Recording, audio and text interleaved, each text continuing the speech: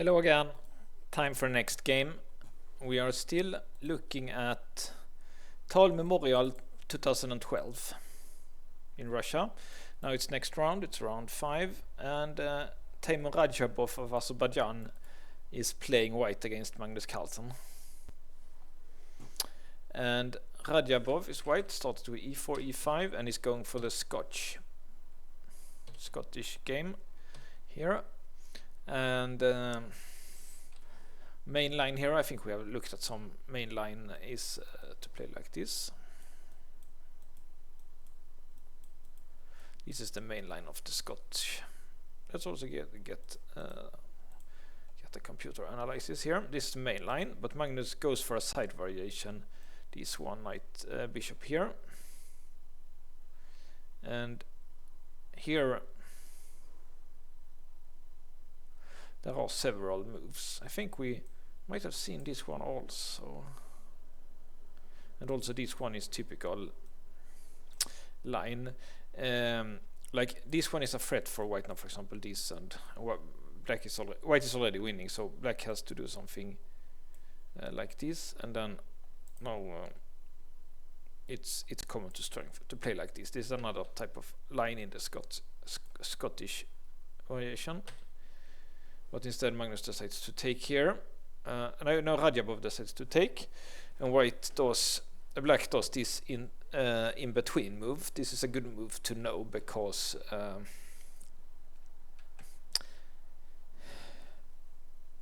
yeah, it's the most common move here, I think.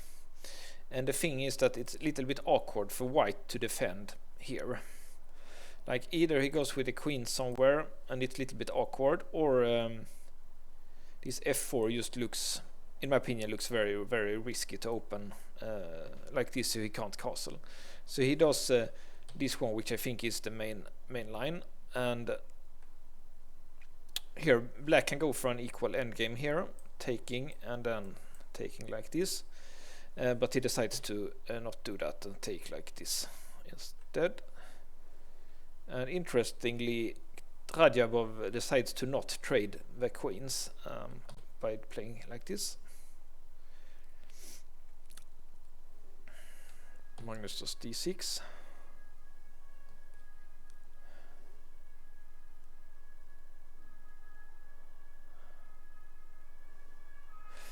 Yeah, and he does this one. It's not one of the computer's favorite moves, but it's understandable that he wants to develop the knight to the more active square here instead of going around like this, which also looks fine to me actually.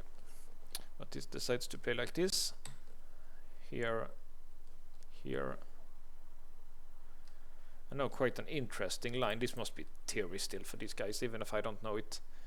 Play this, which looks a little bit pointless because of this, but actually after c3 black cannot go here, of course, because the bishop gets lost. So basically now he can take the bishop here and have some chances for a slight advantage here. Just want to look what happened if black took here. Okay, it doesn't work because of this, and then take here. Yeah, I'm stupid. That's not so hard to see. Then castling, and still you can't take here because of this trade. So he decides to trade like this. Here.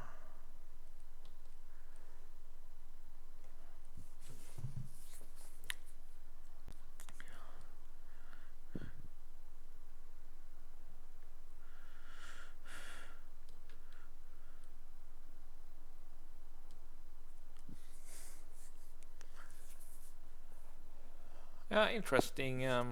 Quite an interesting position. White has the bishop here, and according to like all common chess rule, this should just be good endgame for white. But because he has the center, black has a double pawn. He will lose the bishop here.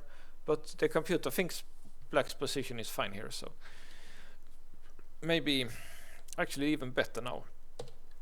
So maybe there are cases where the bishop pair is not objectively the best, even if like all human players would say, this is clearly better for white, but maybe Magnus can see further than us regular chess players.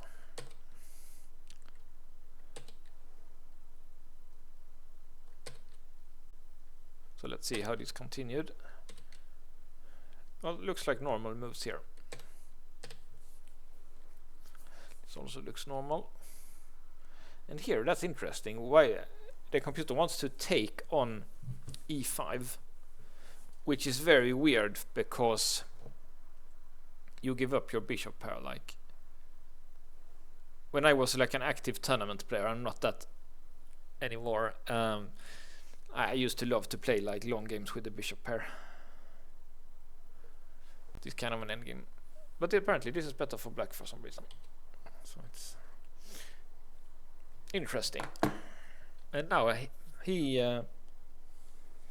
Radjabov decides to give away his bishop. So that's also interesting.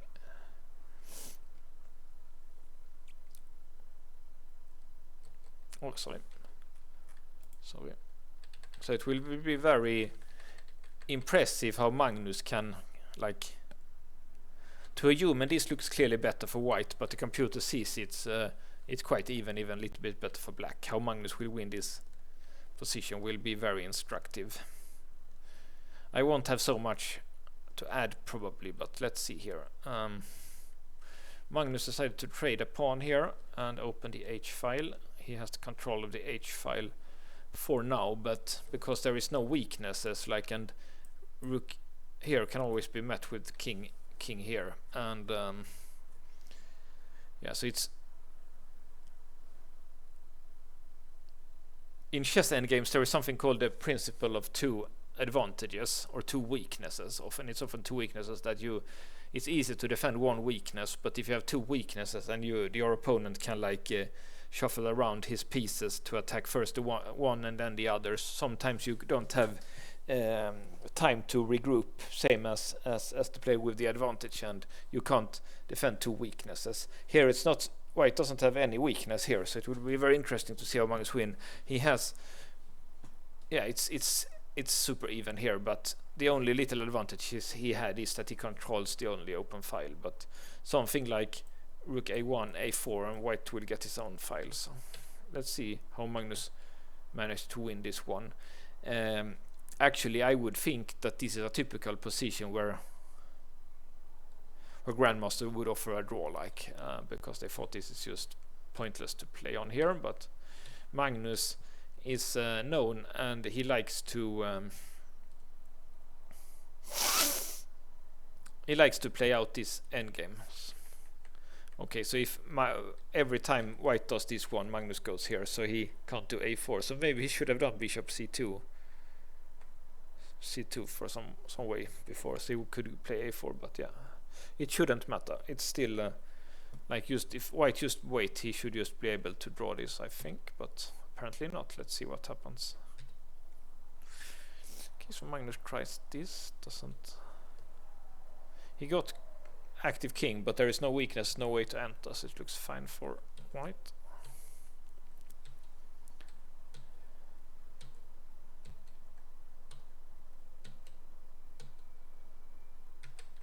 Okay, so it would have been better just for white to just wait here. I don't think Magnus could have won then. So let's see what the problem with this was. Okay, so the problem is that, yeah, this construction here is maybe a little bit dubious. Let's see what happens. d5. Yeah, because now black will get a protect passed pawn here. So that's, yeah, but maybe white couldn't avoid that, yeah. Now it looks like the way these pawns are positioned here, white can't stop this black getting a protect passer here. The way the pawns are. That's interesting, actually.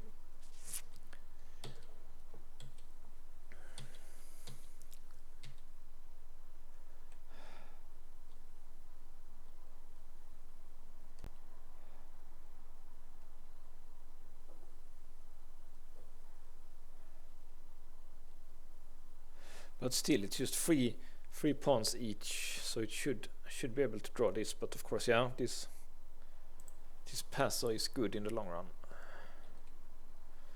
Okay, so here is the losing move. Why? It must be something tactical.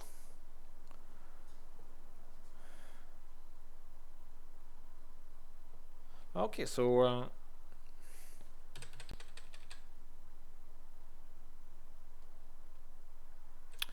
okay, so maybe this was probably a mistake, because now black has every chance to get two passers, and two connected passers in a rook endgame is surely winning. So that's, yeah, this f take g4 was a big mistake, because it allows black to get two central passes here, as we will see soon.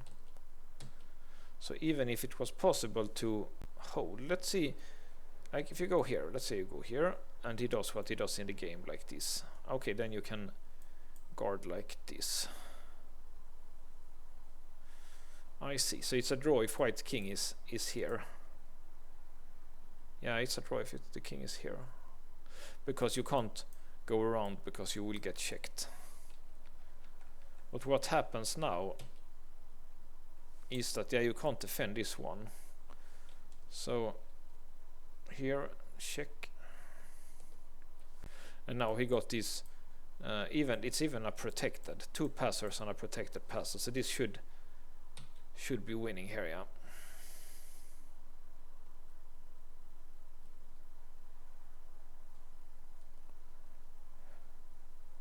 The pawn endgame check here and trading is for sure winning because this. But let's look at this anyway,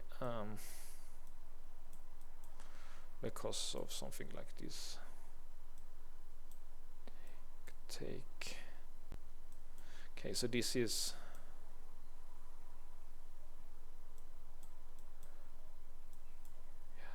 Yeah, if he takes, he's outside of the square.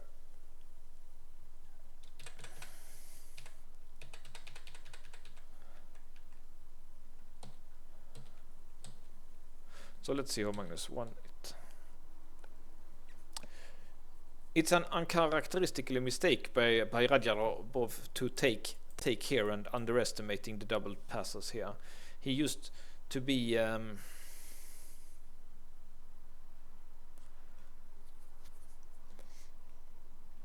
yeah, maybe at this time he was still a fighting player, but later, maybe 10 years from now, like 2020, he was known as like a very solid player, tried to get a lot of quick draws, playing solidly and stuff. But at this time he was still fighting player, so I thought he would, because of that reputation, that he would maybe be able to hold. But maybe it's because he has gotten defeated so many times by Magnus in endgames that nowadays he tries to offer a draw, to get a draw before he can get outplayed in the endgame, maybe. Okay, anyway, nice game by Magnus, and we have a couple more games to go today.